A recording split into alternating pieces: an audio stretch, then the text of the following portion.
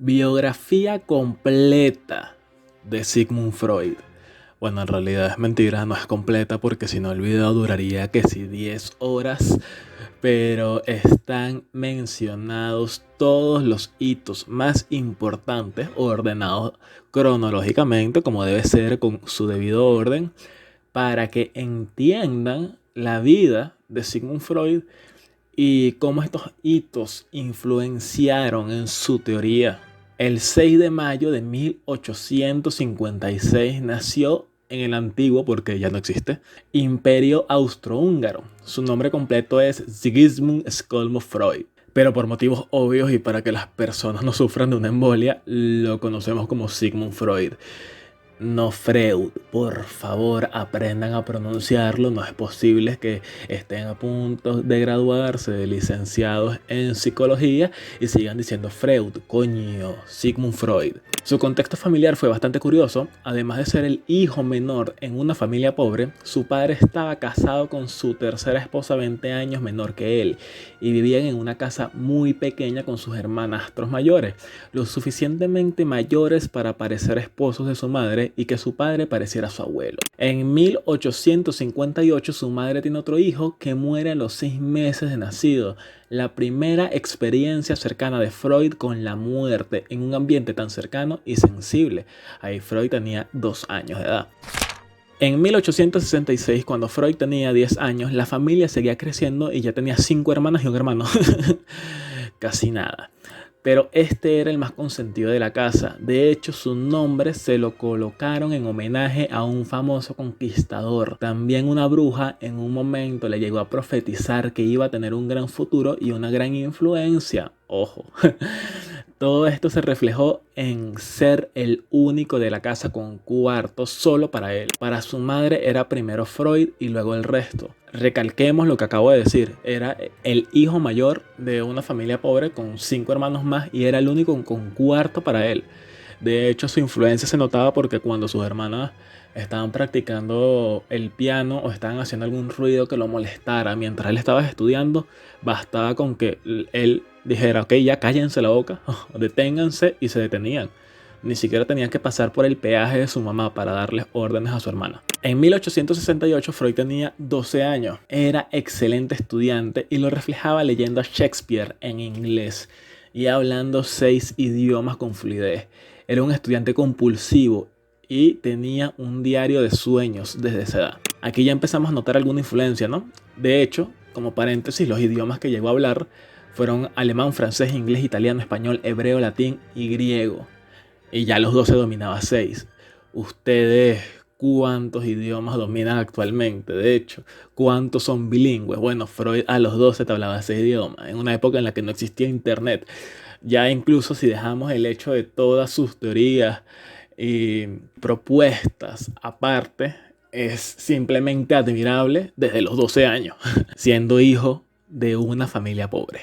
También a los 12 años, Jacob Freud, que era su padre, le cuenta un episodio de su vida que ocurrió un día en el que él estaba caminando por la calle. Una persona le golpea su gorro y lo tira a una zanja y le grita: judío, apártate de mi camino. Freud inocentemente le pregunta: ¿y tú qué hiciste? Y su padre le responde: bueno, recogí la gorra. Desde ese momento a Sigmund le impresionó la falta de heroísmo de su padre. Y de hecho lo llegó a marcar porque muchas descripciones de Freud como adulto, y de hecho cuando se estudia posteriormente, que lo mencionaré, desde el punto en el que crea la Sociedad Psicoanalítica de los Miércoles, coinciden que su personalidad era demasiado déspota, egocéntrico, napoleónico, que él no toleraba que las personas le llevaran la contraria, que intentaran refutar lo que él decía, y él era él solo contra el mundo. Lo marcó la falta de heroísmo de su padre y él desde ese momento intentó ser su propio héroe. En 1873, con 17 años, ingresa en la Escuela de Medicina de Viena. En 1876, cuando era solo un estudiante, hizo estudios sumamente importantes relacionados con las anguilas y el sistema nervioso de ellas. Disecciona más de 400 y de hecho logró confirmar que las águilas macho tienen testículos, luego de masacrar 400 anguilas. Pero lo hizo. De hecho, él siempre estaba interesado en la fisiología y en el estudio del sistema nervioso. En 1883 Breuer le comunica a Freud el caso de Anna O, que está siendo tratada con el método catártico, que es una histérica con muchos síntomas que se somatizan en su cuerpo, pero cuando ésta empieza a hablar de sus síntomas, estos desaparecen temporalmente. Esto es el primer contacto que tiene Freud con el método que él usaría posteriormente, para luego pasar y llegar con el psicoanálisis como método terapéutico.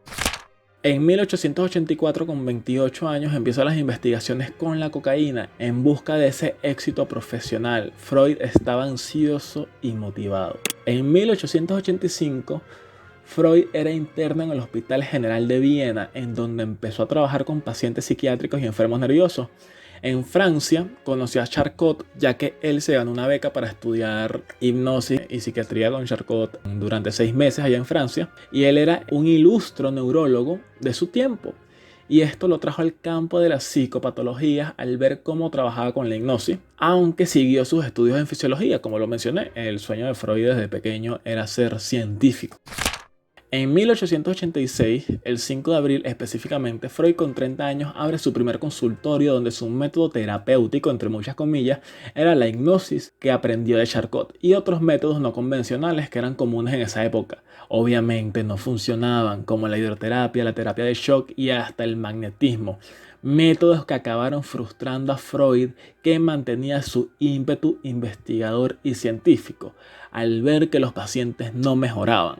Pero qué bueno que esto cambia pronto. De hecho, en 1889, ya con 33 años, 6 años después de que Breuer le comunicó lo del método catártico que había usado con Anna O y que había funcionado, este lo aplica por primera vez en la señora Emmy Bond. Luego de este punto, cuando empieza a usar el método catártico de Breuer, lo empieza a llamar método Breuer, luego análisis psíquico y posteriormente lo llama psicoanálisis, naciendo este como método psicoterapéutico. Tenemos que recalcar algo muy importante. Su primer contacto con el inconsciente, y de hecho lo que lo atrajo al mundo de la psicopatología y a lo que hay más allá dentro de nuestra mente, fue cuando tuvo ese primer contacto con Charcot al ver cómo éste usaba la hipnosis. Y de hecho hay una imagen muy famosa que la colocaré aquí, que él tenía impresa y la tenía en su consultorio, que era Charcot haciendo hipnosis.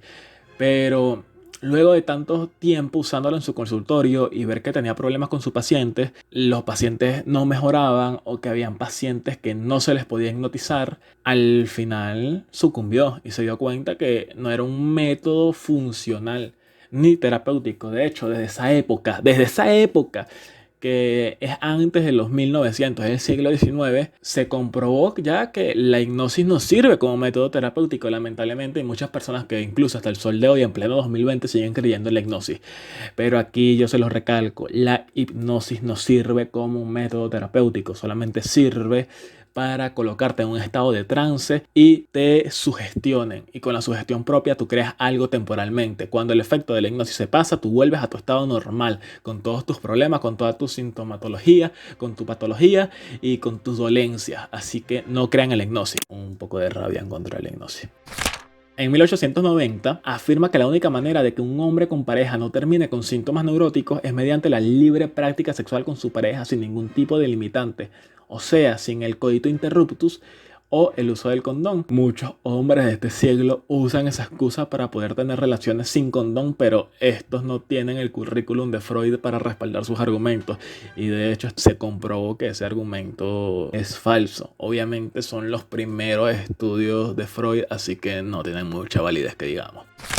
En 1895, después del nacimiento de su hija Anna, Freud decide recorrer el camino de la abstinencia sexual. El padre de la sexualidad humana se volvió abstemio sexualmente. La cocaína fue usada por Freud hasta 1895, cuando este ya tenía 39 años. Luego de malas experiencias, tanto personales como profesionales, con la misma, incluso esta le generó una mala fama en el mundo profesional debido a que Freud ignoró en su momento las propiedades adictivas de esta. Se conoce que Freud era un fiel consumidor de cocaína, pero corrió con la suerte de no hacerse adicto, pero sí la consumía en dosis regulares. Y también coincide con el estudio y las descripciones que hay de su personalidad, porque siempre se conoció a Freud como una persona fría, introvertida, muy dentro de su mundo. La cocaína le daba esa energía, esas ganas, esa extroversión, esa vitalidad y heroísmo que quizás él no podía proyectar por su propia cuenta, pero la dejó de usar.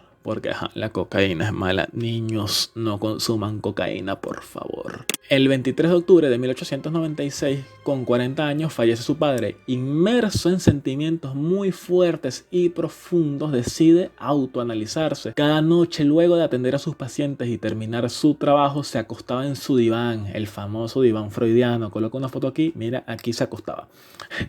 Y empezaba la asociación libre de sus propios sueños, teniendo en cuenta que el método de asociación libre fue creado por él mismo, cuando modificó y, entre comillas, mejoró el método catártico de Breuer. Digo entre comillas porque es subjetivo, siendo la asociación libre como método para llegar al inconsciente de las personas. Él sufría de distintas neurosis, como miedo a viajar. Cuando se encontraba al frente de otras personas que él consideraba importantes por su mecanismo de defensa, solía desmayarse, y era adicto al tabaco. Gracias a su autoanálisis perdió la fobia a los viajes, pero siguió desmayándose cuando él estaba al frente de personas que consideraba importantes, y su adicción al tabaco fue lo que lo terminó matando. En 1897, gracias a su autoanálisis y entrar en lo que denominó él como el montón de estiércol, entre comillas, dentro del inconsciente, que resultan ser todos los recuerdos a lo largo de la vida que han sido olvidados por la carga de vergüenza o ansiedad que estos producen en la persona, deseos de asesinato, deseos sexuales y de odio por sus figuras paternales. Freud se preguntó, haciendo uso de su pensamiento científico, ¿qué pasaría si no solo yo, sino todos los niños y las niñas allá afuera llegan a sentir este tipo de deseos y tener estos tipos de pensamiento en su infancia? Lo que le da origen al término tan usado de complejo de Edipo. Si no saben lo que es el complejo de Edipo, usen Google, que es gratis. El mejor canal divulgativo de internet. En noviembre de 1899, con fecha en 1900, publica La interpretación de los sueños, que hasta sus últimos momentos Freud lo consideró su mejor trabajo. Al momento de publicarlo, Freud tenía 43 años de edad. Así lo haya terminado en 1899, Freud le colocó fecha de publicación en 1900 porque él deseaba que este libro perteneciera al nuevo siglo y no se hubiese quedado en el pasado. Y nadie nunca se dio cuenta hasta que él lo dijo, que en realidad había terminado ese libro, era en 1899, método que le funcionó.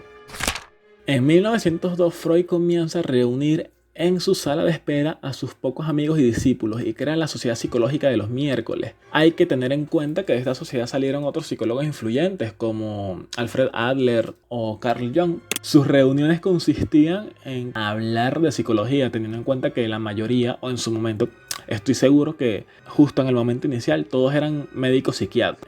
Se reunían a hablar de psicología. Y de hecho, de esas conversaciones que usualmente las solía guiar Freud, él era el que colocaba el tema de conversación, salieron la mayoría de sus postulados, como también los postulados de otros psicólogos influyentes. Así que tengan en cuenta cuando se gradúen mantener a sus amigos y académicos cercanos para que tengan un grupo para hablar, porque suelen salir grandes ideas de esas conversaciones.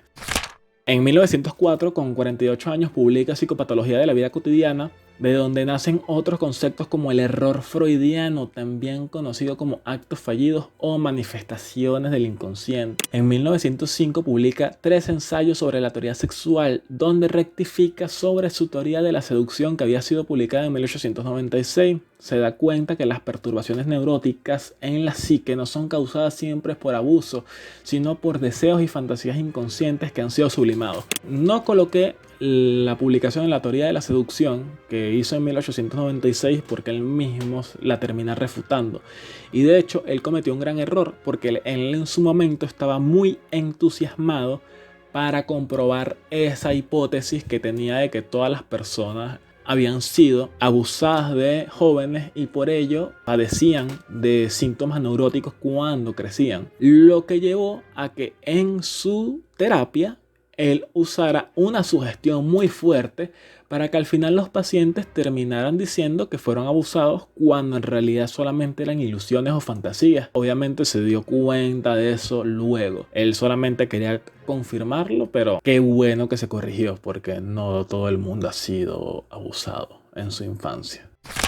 En 1909, Freud es invitado a la Universidad de Clark en Estados Unidos para dar charlas y recibe el título de Doctor in Honorem por todo el trabajo que ha hecho hasta la época. En este viaje está con Jung y le llega a decir: no se han dado cuenta que hemos traído la plaga. Por esta fecha, Freud estaba entusiasmado con la influencia y la capacidad que tenía Jung. De hecho, poseían una relación muy fraternal-paternal en el que Freud era el padre y Jung era el hijo. Además, Freud quería que Jung fuese el presidente de la Sociedad Psicoanalítica Internacional por el hecho de que era suizo y no era judío. Y él no quería que el psicoanálisis fuese condenado para toda su existencia como una ciencia judía, porque desde el primer día de su nacimiento en el Imperio Austrohúngaro, él sufrió lo que es vivir en una sociedad antisemita, en donde lo discriminaban por su religión.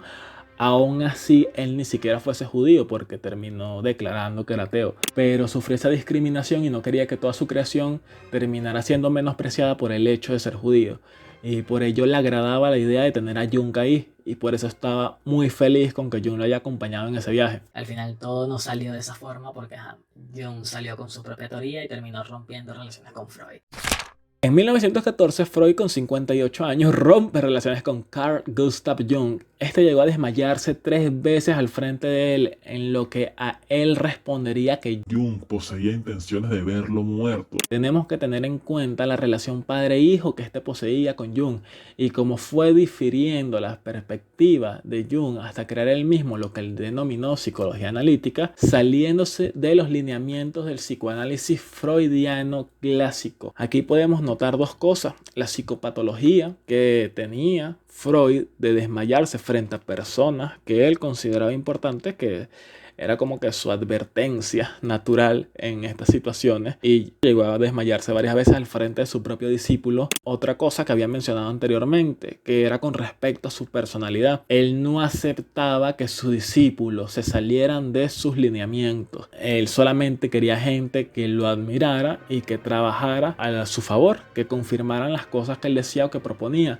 Pero cuando estos llegaban a tener indicios de un pensamiento individual o aparte de lo que él proponía, Freud terminaba cortando sus relaciones y ya. Él no tenía miedo para cortar relaciones, incluso con Jung, que llegó a ser tan cercano con él y tener esa relación tan íntima padre-hijo, pues le valió verga y dijo: ¿sabes qué? Si tú piensas distinto que yo, te me vas. ¿Qué es lo que pasa? A Freud en sus biografías siempre se le ha victimizado y se le ha colocado como esa persona que sufrió para llegar a la cima y donde está y tal, pero en realidad no es así. Él tenía una personalidad bastante chocante, que las personas no lo quieran aceptar, o en su debido momento sus biógrafos, por la influencia de Anna Freud, que era la que revisaba las biografías que salían de él, no lo quisieron vender de esa manera. Pero no, Freud no era ninguna víctima precisamente. De 1914 a 1918, la Primera Guerra Mundial confirmó para Freud lo que él temía: los peores pensamientos y deseos que escondía el ser humano en el lado oscuro del inconsciente, teniendo el potencial agresivo del hombre ahora un peso casi tan importante como la sexualidad dentro de su teoría. Es decir, antes de la Primera Guerra Mundial, la teoría de Freud se basaba en la energía sexual, en el líbido, que el líbido es lo que impulsa al ser humano para hacer todo lo que hace. Cualquier acción está dirigida por el líbido de una forma u otra para conseguir ese objetivo, que es satisfacerse. Pero debido a la Primera Guerra Mundial se nota, según él, otra marca distintiva del ser humano, que es la energía agresiva, intrínseca y natural del mismo, que cuando a este se le otorga libertad plena, hace y destruye lo que le da la gana. Se posee ese contraste de Eros, que vendría siendo el líbido y la energía de la vida, y Thanatos, que vendría siendo la agresividad humana y la energía de la muerte. Una se usa para crear y la otra se usa para destruir. Y ya no es el líbido una mayoría predominante en el cuerpo, sino que posee casi la misma importancia que Thanatos, que es la energía de la muerte, la energía que destruye. En 1918, Freud rompe una regla del psicoanálisis cuando empieza a analizar en secreto a su hija Anna, la cual también se convirtió en psicoanalista y terminó su propuesta de los mecanismos de defensa y estuvo con él hasta el día que falleció. En 1920, Sophie, su hija favorita, muere por desnutrición y neumonía luego de la guerra. También este año, solo 6 semanas más tarde, publica Más allá del principio de placer, donde narra cómo existe otro motor en el ser humano, más allá del líbido. En 1923 desarrolla un tumor cancerígeno en la boca por su adicción al tabaco, como se lo mencioné anteriormente. Y Freud, con 67 años, se ve sometido a un total de 33 operaciones hasta el último momento de su vida, que le termina extirpando gran parte de su paladar y tenía que usar una prótesis, la cual él apodó El monstruo. Un dato curioso, a pesar de él tener diagnosticado cáncer, él nunca dejó de fumar. Hasta el momento antes de morir, él siguió fumando. Esa adicción al tabaco nunca la perdió. Él llegó a decir que tenía que fumar para poder ser productivo. También otro dato curioso. Es que Freud, como era todo un romántico, le llegó a mandar cocaína por correspondencia a su pareja y hasta le daba instrucciones de cómo debía consumirla, ya si ésta quería grandes dosis o dosis normales. Todos queremos que nuestra pareja nos mande droga por correo. Freud estaba demasiado adelantado para su época. En 1933, con 77 años, cuando Hitler llega al poder, la discriminación contra los judíos apenas había comenzado. Uno de los afectados directos fue Freud y todos sus libros fueron quemados. Aquí es donde soltó esa frase célebre que dice: ¿Qué progresos estamos haciendo? En la Edad Media me hubiesen quemado a mí. Ahora se conforman con solo quemar mis libros. algo irónico para toda la gravedad del asunto. En 1938, específicamente el 15 de marzo de ese año, luego de la ocupación nazi en Viena y que hayan saqueado el consultorio llevándose el dinero que tenía y que el servicio de inteligencia nazi, la Gestapo, secuestrase a su hija Anna durante todo un día, la embajada americana en Viena anuncia que a pesar de la edad y su insistencia en permanecer en el país, Freud accedió a irse a Inglaterra, donde pudo marcharse con Anna. Ya pasó a ser un refugiado político. A pesar de que Freud era una figura sumamente protegida e influyente en Viena, incluso siendo judío, en la Alemania nazi no iba a tener ninguna protección y él asumió que estaba indefenso cuando secuestraron a Anna durante todo ese día. Muchos biógrafos coinciden en que si no la hubiesen secuestrado o lo hubiesen secuestrado a él en dado caso, él se hubiese quedado en Viena, pero como le tocaron a su hija, con la cual cometía incesto intelectual, pues se terminó yendo porque su hijo primero.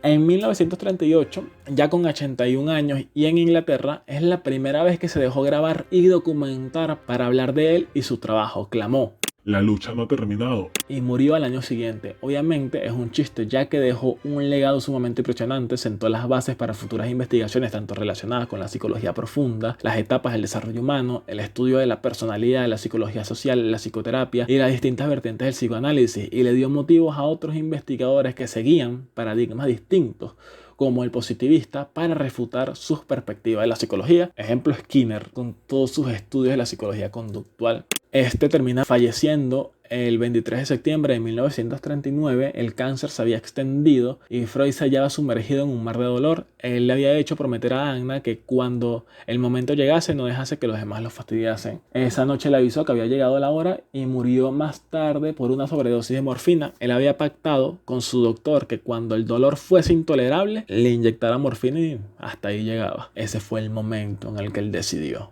que su vida había terminado.